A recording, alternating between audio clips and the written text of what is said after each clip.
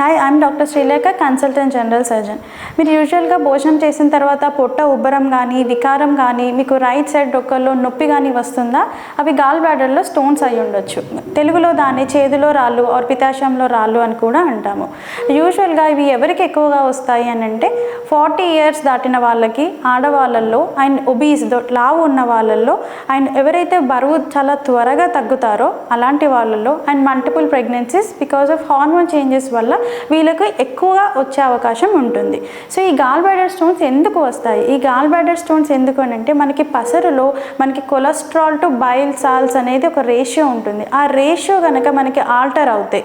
So cholesterol levels ఎక్కువైనా, bile salts తక్కువైనా మనకి అవి స్టోన్ లాగా ఫామ్ అయ్యే అవకాశం ఉంటుంది. సో ఇలా మీకు ఈ సిమ్టమ్స్ కనుక మీరు గమనించినట్లయితే వెంటనే ఒక చిన్న స్కాన్ చేసుకొని నిర్ధారించుకోండి అవి గాల్ బ్లాడర్లో స్టోన్స్ అయి ఉండొచ్చు. ఈ gall bladder stones treatment delay చేయడం వల్ల వచ్చే కాంప్లికేషన్స్ గురించి పార్ట్ 2 రీల్లో చూడండి.